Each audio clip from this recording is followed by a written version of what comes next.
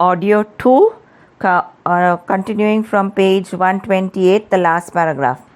2 years have passed since then, and my life has been lonelier than ever.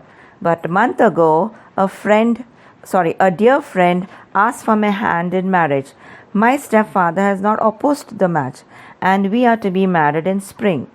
2 days ago, some repairs were started in my room, and I had to move into the chamber in which my sister died.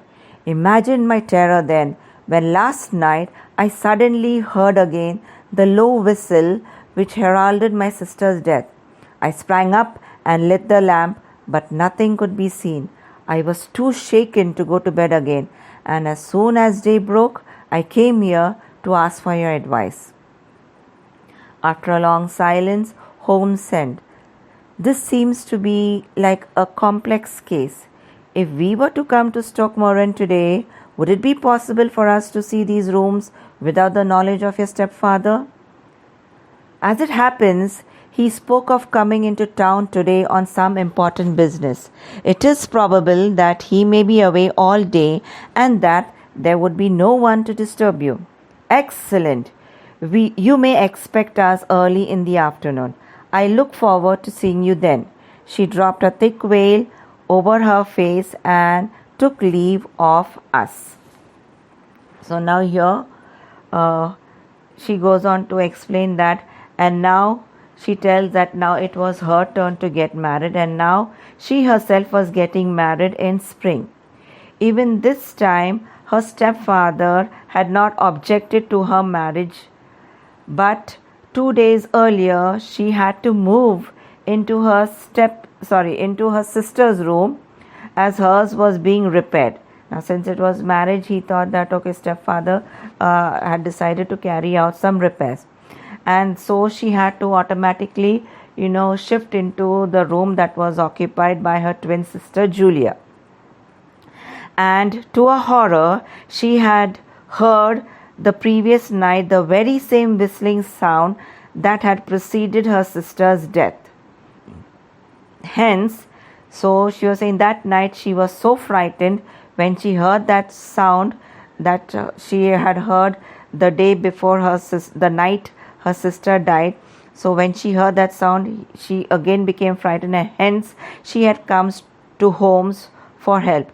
Holmes says that he would like to visit a house to inspect it while her stepfather was away.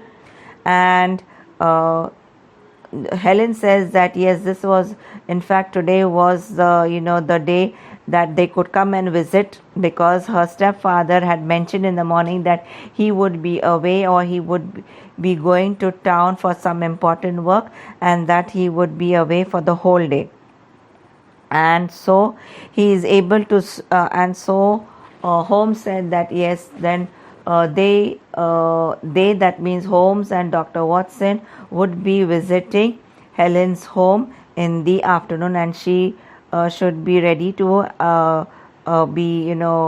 accept them, or she should be ready to she should be expecting them earlier by afternoon of that day.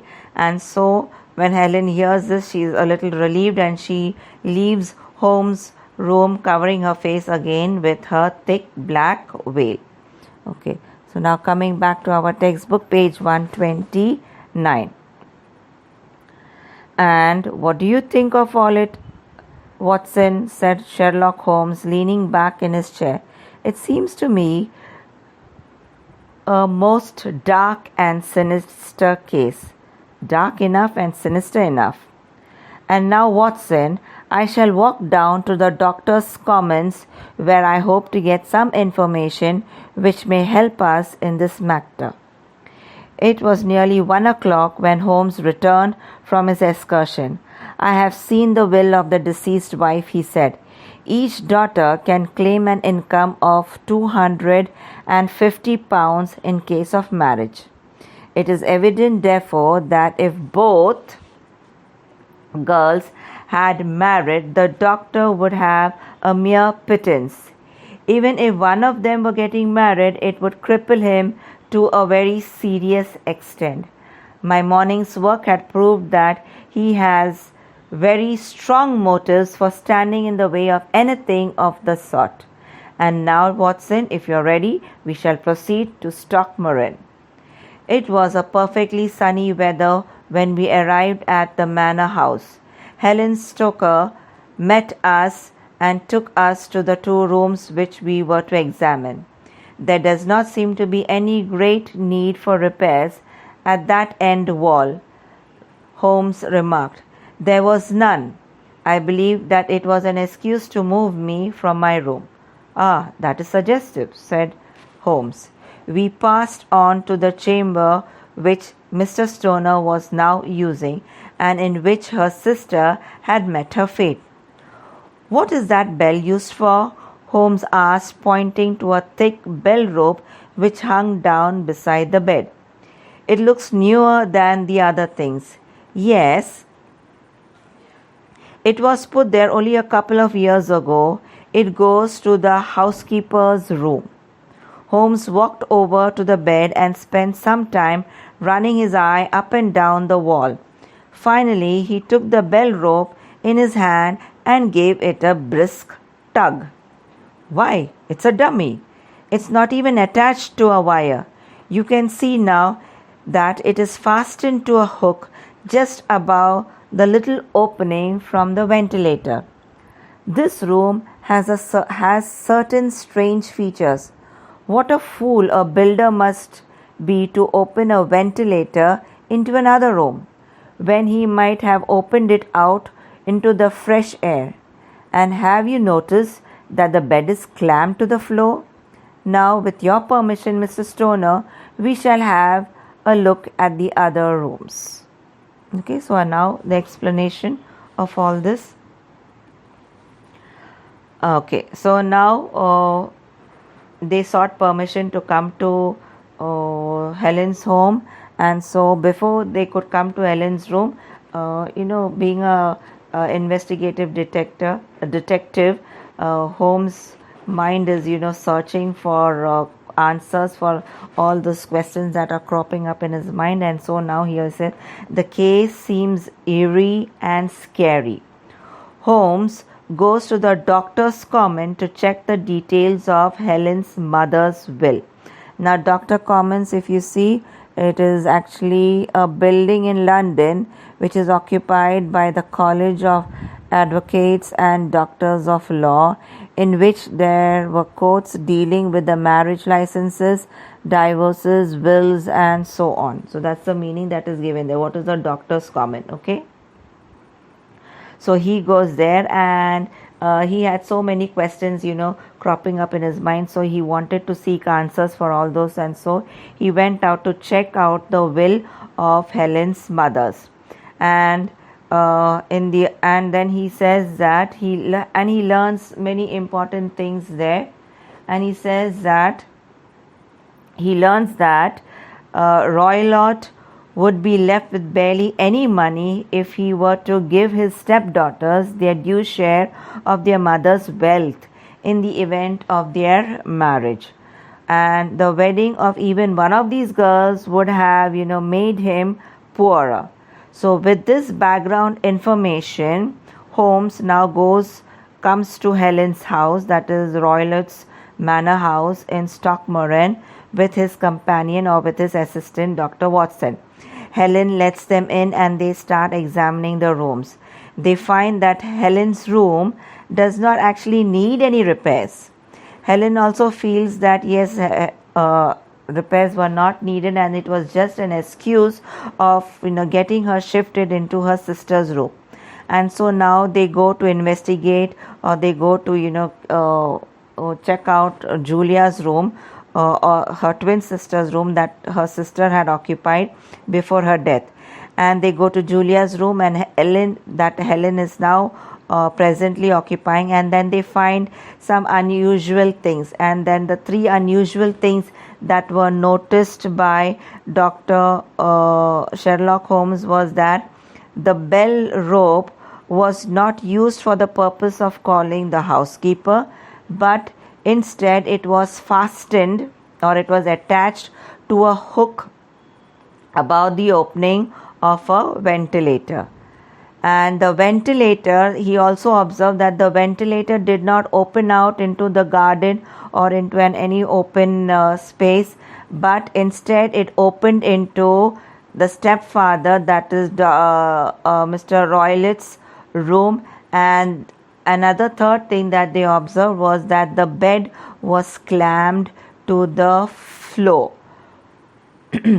And right above it was that bell rope. So these were the three observations that Dr. Sherlock Holmes had observed after he entered into the room that was now occupied by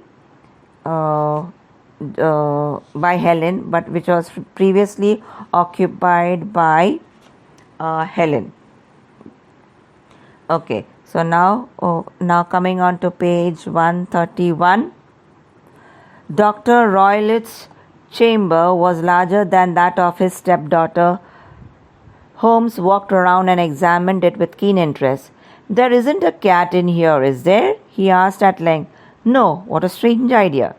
"Well, look at this." He took out a small saucer of milk from under the bed.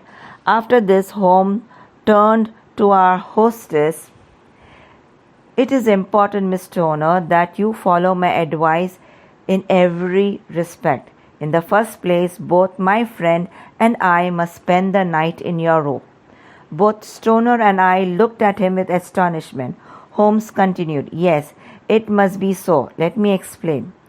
You must be in your room when your stepfather comes back. Then, when you hear him retire for the night, you must open the shutters of your window, put a lamp there as a signal to us, then withdraw quietly into your room, which you used to occupy. The rest you should leave to us."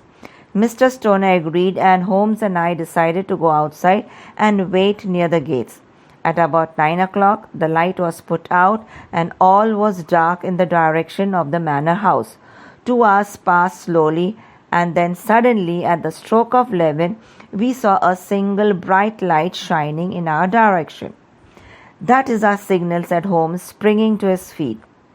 We entered the grounds through the gaps in the old wall. Once we were inside the bedroom, Holmes whispered in my ear, "The least sound would be fatal to our plans. We must sit without a light. Do not fall asleep. Your very life may depend upon it." Holmes had brought with him a long thin cane, which he placed beside him on the bed. Beside it, he laid a box of matches and a stump of a candle. Then he turned down the lamp, and we were left in darkness. For the next few minutes, we sat in a state of dreadful vigil. I started sweating from the tension. Suddenly, a sound became audible, a very gentle, soothing sound like that of a small jet of steam escaping continually from a kettle. The moment we heard it, Holmes sprang from the bed, struck a match, and lashed furiously with his cane at the bell pull. "You see it, Watson?" he yelled. "You see it?" He had ceased to strike and was gazing up at the ventilator when suddenly the silence of the night was broken by the most horrible cry I had ever heard. "What can it be?" I gasped.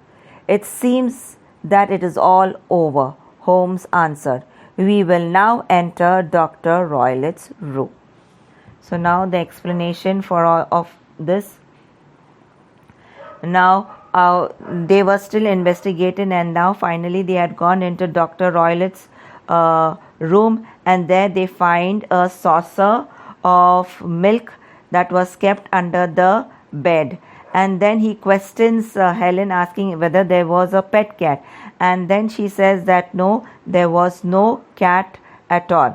Holmes suggests that he and Watson should spend the night in Julia's room, and Julia is to be in that room until her stepfather returns from town, and then after her stepfather retires in his room, she should open the window and show a lighted lamp as a signal for them to get into the room that is now presently occupied by Helen. And when these two come into her room, Helen should now go back into her original room. So now Helen waits until her stepfather returns from town. Then she should, and then after her father retires back to the room, she places the lamp at the windows to signal that it was time for them to enter. And so by 9 o'clock, Holmes and Dr. Watson, they are waiting in the on the grounds, and they notice that by 9 o'clock all the lights and all get switched off, and still there was no signal from Helen. And so they wait patiently, and then waiting patiently, after 2 hours, they notice that the signal for them was placed at the window. And so they enter the grounds through the gap in the wall and softly get into Julia's room through the window. Holmes had brought with him a long thin cane, a box of matches, and a candle. He then puts off the lamp, and then the two wait in silence. And then there is a reason why he has bought all this. Then the next few minutes are very, very stressful for Watson, because Watson does not actually know what is actually going on in the mind of Sherlock Holmes, and he does not even question. He just follows him and does as instructed. Soon they hear a sound like steam hissing from a kettle. As soon as they hear it, Holmes strikes a match and lashes at the bell pull with his cane. Soon he stops lashing and stares at the ventilator. Almost immediately, they hear a strangled scream shatter the silence of the night. Now, Watson, he is all confused and he doesn't know what to make out of all this that is happening. And so he is just a mute spectator to what is happening.